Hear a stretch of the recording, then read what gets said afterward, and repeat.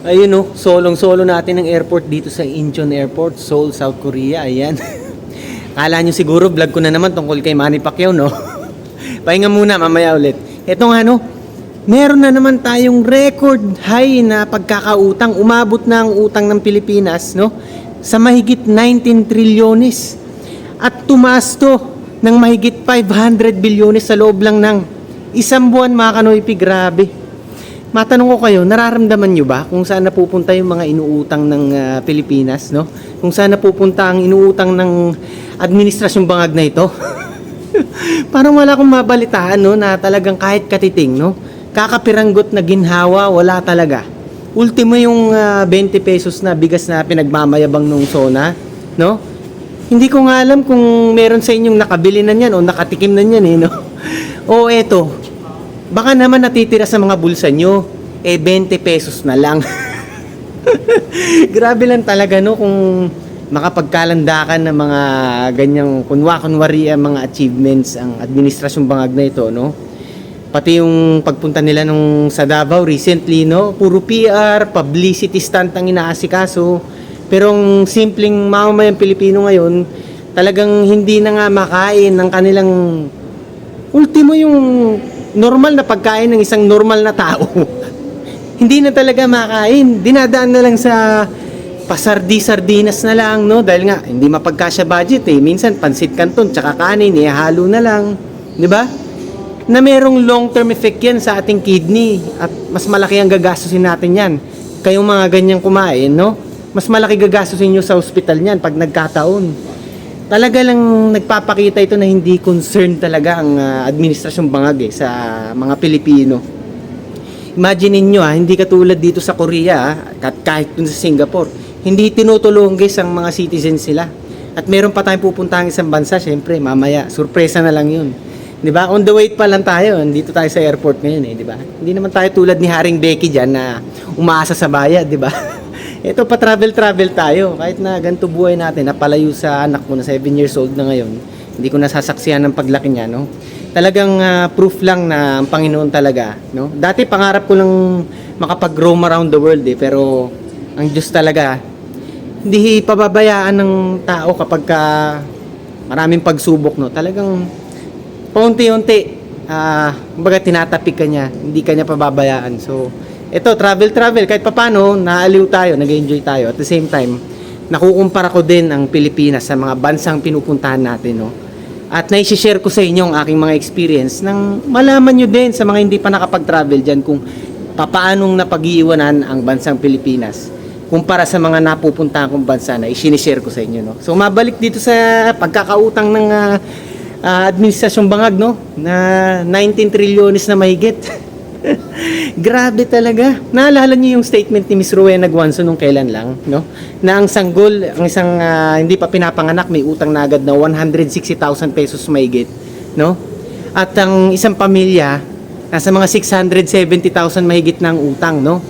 Dahil sa laki ng pagkakautang ng Pilipinas na nasa 18 trillion pa lang nung panahon na yun, di ba? Few months ago. Ngayon, mas malaki na diyamak ang utang ng bawat isang mamamayang Pilipino. Dahil sa ginagawa nilang patuloy na pag-utang, no? Dahil nga bangag na administrasyon, mahilig sa pag-utang, hindi naman natin narandam, hindi natin alam kung saan nila dadalhin o dinadala. Yung mga parakit-rakit ba na yan? Tapos ito pa nga, no? Yung mga pinaplano pa nila mga paksilika na yan. Tapos yung mga loyalista dyan, binabash pa si VP Sara. Na si VP Sara kasi, alam talaga niyan, diplomasya. Hindi siya magkokomento agad ng ganyan, no? Na alam niyang very sensitive pa yan. Siya ang pangalawang pinakamataas na leader ng bansa, no? At maka-affect yan sa geopolitics, no? Medyo mag-side siya dito sa China, medyo mag-side siya sa US. Bibigyang kulay na naman yan ng administrasyong bangag. At yan, maaaring mag-spark ng conflict yan. Kaya iniiwasan lang ni VP Sara na talagang yan nga yung mag-cause ng mas malaking problema. Yan ang ating VP Sara, tactical player yan, kumbaga. 'Di ba? Simple lang yan pero advance mag-isip yan. Hindi yan basta-basta magbibitaw ng statement na talagang tutuligsain ng Pilipinas ng kaliwat kanan ng maaring mga western countries o mga pro-China, di ba? Paksili ka, no? Huwag tayong magpapauto mga kanoypi sa gusto nilang 99 years na term ng ganyan, yung ipapaubaya sa Amerika. Hindi pa pwede yun. Kita nyo yung Vietnam, 50 years lang. Imagine nyo 50 years kinumpara sa 99 years pagdating sa atin. Ano yun, parang pinamimigay na natin ang soberanya natin sa Amerika nun. At ang problema dyan, no? Maaari pa tayong madamay dyan pag sa global conflict dahil nga nasa isang strategic zone tayo pagka nagsimula ang gera na wag naman sana mangyari, no? Yung mga bases ng mga Amerikano sa atin at ang mga, yan nga, yung gagawin nilang isang area na kung saan magde-develop daw ng mga ganyan mga semiconductors, no, mga microchips, maaring pan-distract lang nila yun, no, pero hindi natin alam kung meron ba silang mga gagawin mga armas dyan dahil syempre pagka usaping paggawa ng armas kailangan din yan ng mga ganyan mga electronics, no, mga microchips, kaya pwedeng double purpose ang gusto ng Amerika dyan at talagang madadamay tayo ng gusto, no? Kapag nagkaroon ng conflict, syempre tatargetin ng halimbawa China.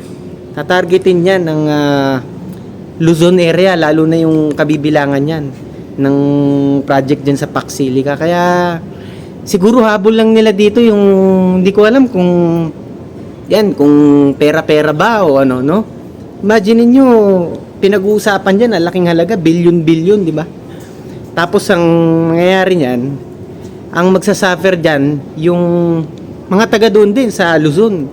At ang masisira din diyan kung sakali, no, yung mga environmental hazards hindi pa nila talagang kinukonsidera. Pero sige sila ng sige, balak atang pumirma itong parating na November. Dapat maharangan yan at talagang magkaroon muna ng masusi na pag-aaral diyan at hindi pa pwede unang-una yung 99 years. Kumpara nyo na nga sa Vietnam na kita nyo, di ba, napakababa ng panahon, 50 years, para pwedeng makipag-negotiate ulit sa gobyerno kung sakaling may problema o may hindi magandang epekto sa ekonomiya ng bansa, no? So, yan dapat. So, yan muna sa ngayon. Ang samalan ng balita talaga, itong paglobo na naman ng ating pagkakautang, no? Ibig sabihin ito, paurong na nga tayo, patras tayo. Tapos lalo pa nilang pinapahirapan talaga ang buhay ng mamamayang Pilipino. Kasi tayo magbabayad niyan, hindi naman sila Ang mga binabayad natin taxes, hindi na napupunta sa mga proyekto, hindi na napupunta sa dapat kapuntahan, no? Sa ating mga Pilipino. But instead, sa korupsyon, sa pagnanakaw napupunta. At yan nga, lumalaki pa lalo ang pagkakautang ng bansa natin na talagang ang magbabayad nito ay ang mga future generations, yung mga hindi pa sinisilang, no? Yung mga pinaplano yung mga anak pa lang, sila ang kawawa dito, tayo lahat. So yan, hanggang dito muna tayo mga kanoypi, update ko ulit kayo mamaya. At yan, sa pupuntahan natin ibang bansa naman, no? I-remind ko lang kayo lagi na lagi kayo maging makabayan ng sa ganun ng Pilipinas, maging Singapore one day. Hanggang sa muli, yung pinakasiga sa mga siga, Tigasing Noypi.